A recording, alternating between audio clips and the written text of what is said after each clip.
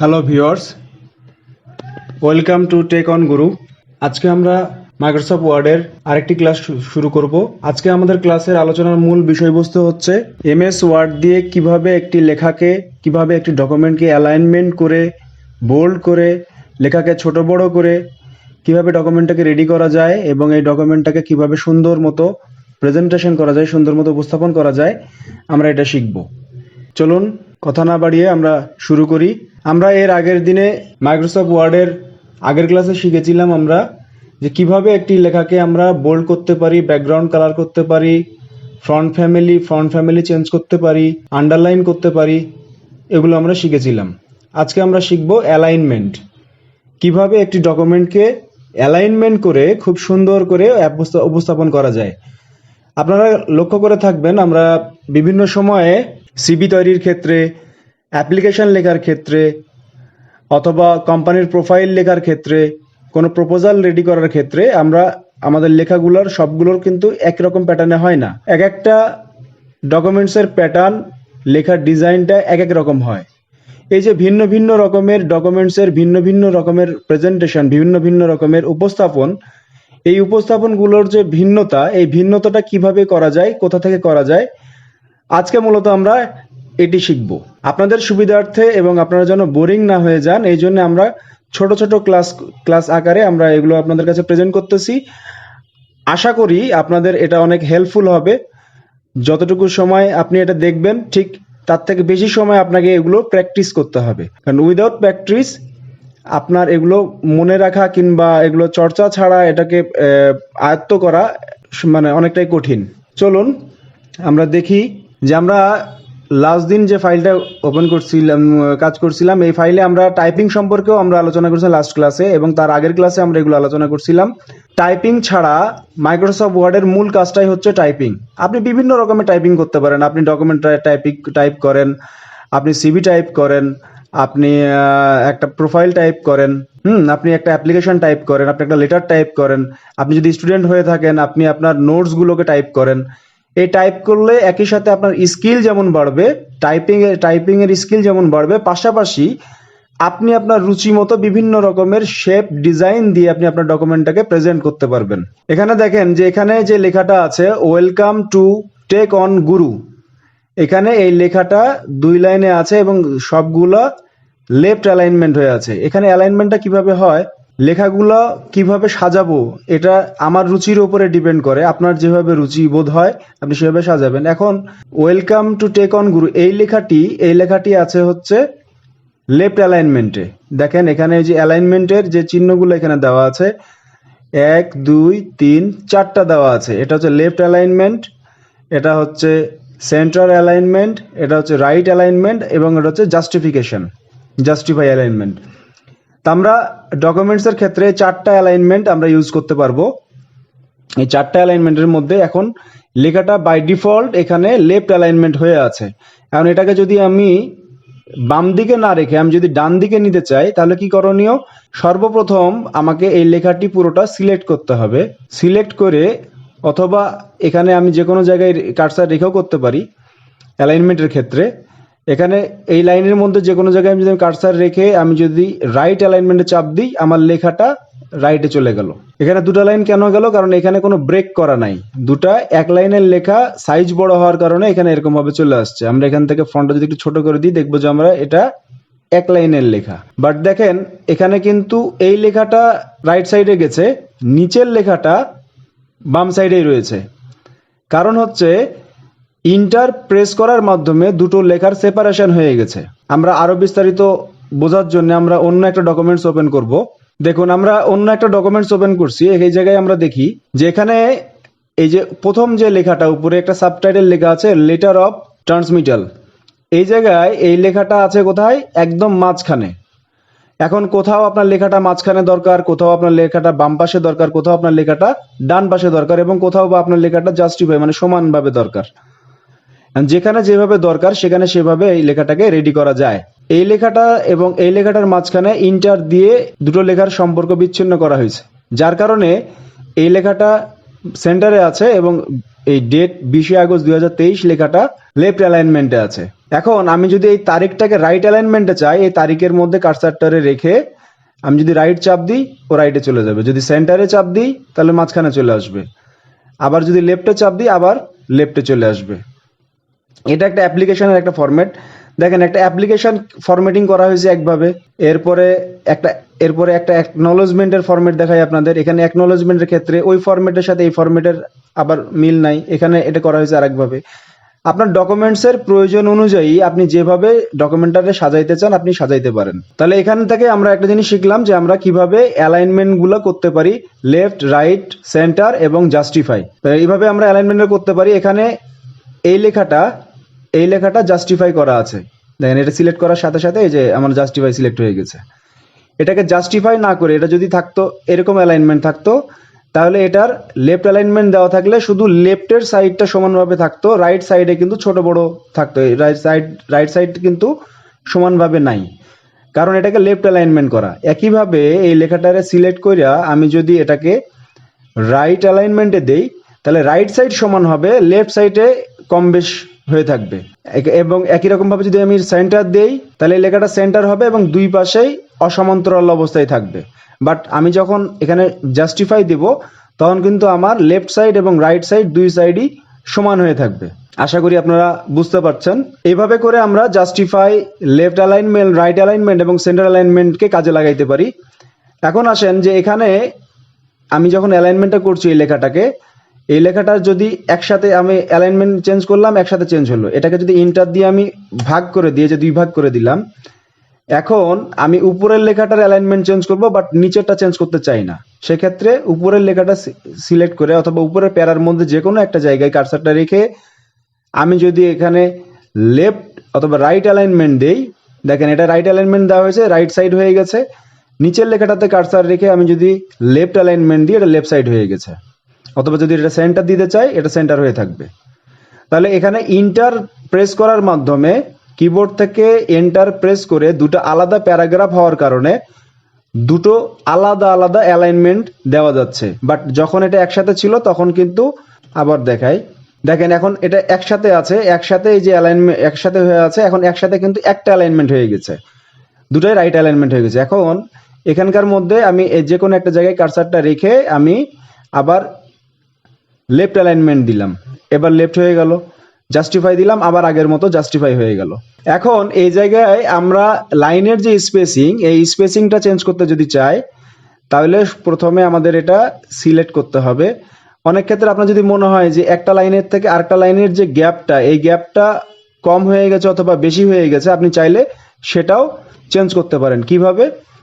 এখানে দেখেন এই অ্যালাইনমেন্টের যে চারটা বাটন আছে, চারটা সাইন আছে, এই সাইনের ঠিক পাশেই এখানে একটা আছে হলো লাইন অ্যান্ড প্যারাগ্রাফ স্পেসিং। এখানে যদি আপনি ক্লিক করেন লাইন স্পেসিং এর মধ্যে, এখান থেকে এটা এখন আছে হলো 1.5, এটাকে যদি আমি 1 করে দিই তাহলে আমার লাইন স্পেসিংটা কমে গেল। একটা লাইনের সাথে আরেকটা লাইনের যে গ্যাপটা ছিল ওই গ্যাপটা কমে গেল। হ্যাঁ, আপনি যদি মনে করেন যে না গ্যাপটা আমি বেশি করব তাহলে সিলেক্ট করতে হবে যেখানে আপনি করতে যাচ্ছেন, ঠিক এরপরে এটাকে যদি আপনি বেশি দেন, যত বেশি দিতে চান আপনি দিতে পারেন। এখানে আমি 3 দিলাম, এখানে কিন্তু এখন একটা লাইনের থেকে আরেকটা লাইনের গ্যাপ অনেক বেশি হয়ে গেছে। আবার আপনি যদি মনে করেন যে না এখানে আমার যে প্যারামিটারগুলো দেওয়া আছে 1, 1.15, 1.52, 2.53, এটা না আমি হচ্ছে একেরও কম দিতে চাই, সেক্ষেত্রে লাইন স্পেসিং অপশানে গিয়ে আপনি যে কোনো অ্যামাউন্ট এখানে আপনি যদি এখানে দেন হচ্ছে 0.5, তাহলে এটা হাফ অ্যালাইনমেন্ট হয়ে গেল, একটা লেখার মধ্যে আরেকটা লেখা ঢুকে গেছে। চলেন আমরা এবার এমন একটা দিই যেখানে যেটা এখানে নাই, 1.5 আছে, 1.3 নাই, চলেন আমরা 1.5 এর কম এবং 1.15 এর বেশি একটা অ্যালাইনমেন্ট দিয়ে দেখি। লাইন স্পেসিং অপশানে গেলাম, এখান থেকে 1.4 দিলাম, ওকে দিলাম, আমাদের লাইন স্পেসিং কিন্তু চেঞ্জ হয়ে গেছে। তো এইভাবে আমরা একটা লেখার মাঝে লাইনের স্পেসিংটা চেঞ্জ করে আমরা কিন্তু আমাদের লেখাটাকে ডিজাইন করতে পারি আমাদের পছন্দ মতো। এখন এই লেখাটাকে আমি সবগুলো লেখাকে যদি সেন্টারে চাই এখানে সেন্টার করে দিতে পারি।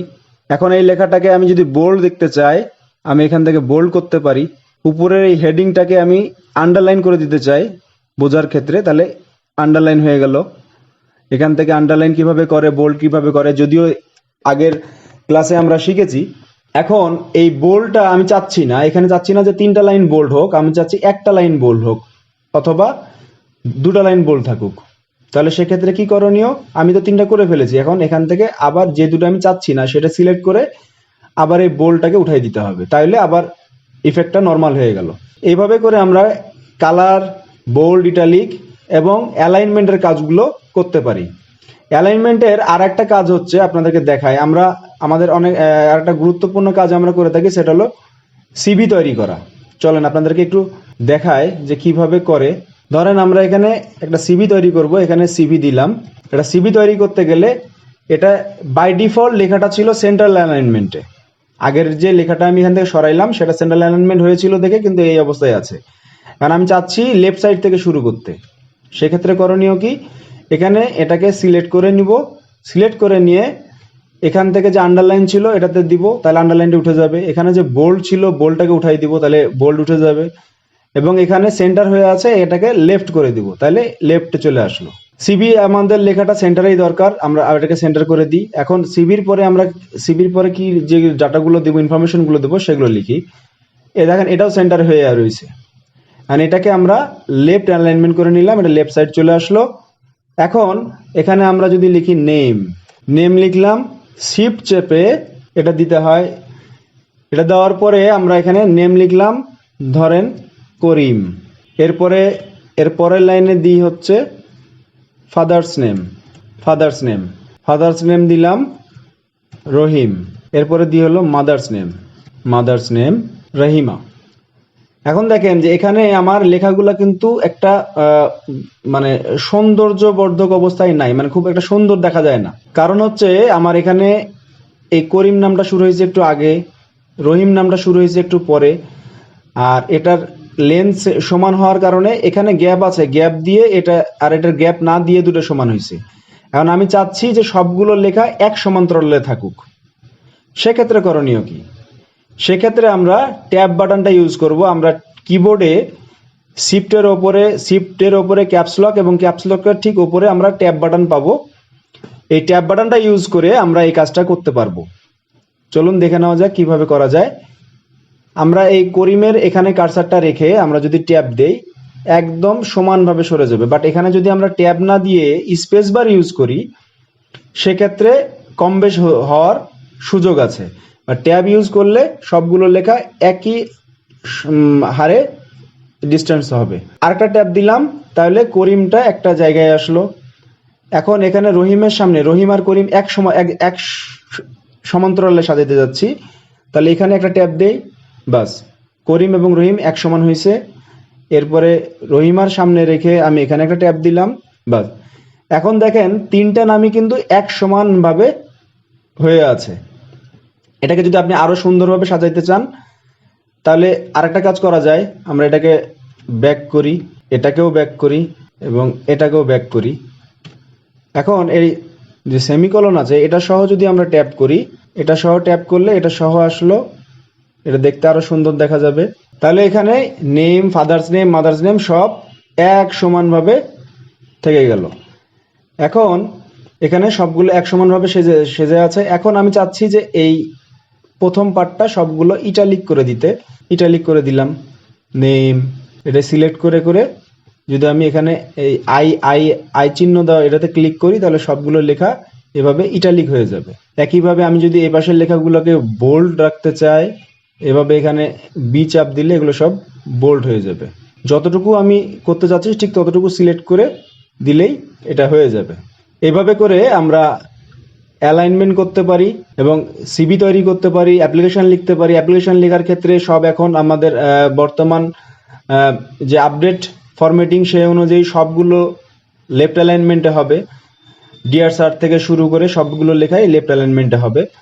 তো আপনারা এভাবে করে বিভিন্ন ডকুমেন্ট টাইপ করে নিজেদের মতো অ্যালাইনমেন্ট করে ডকুমেন্টসগুলোকে রেডি করতে পারেন, সাজাইতে পারেন, সাজিয়ে আপনারা এটাকে প্র্যাকটিস করতে পারেন।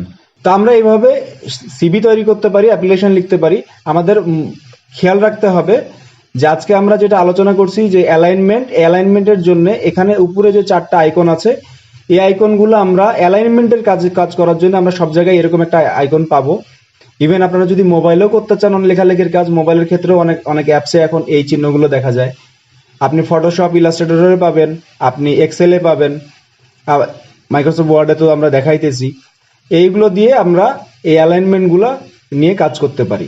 এবং এখান থেকে লাইন স্পেসিং এ যেটা দেখাইলাম, এই লাইন স্পেসিং এর এই জায়গায় এসে আপনি চাইলে আপনার চাহিদা মতো লাইনের স্পেস তৈরি করে নিতে পারেন, কম বেশি করতে পারেন। এইভাবে এখন মাইক্রোসফট ওয়ার্ডের ম্যাক্সিমাম কাজটাই হচ্ছে আপনার টাইপিং।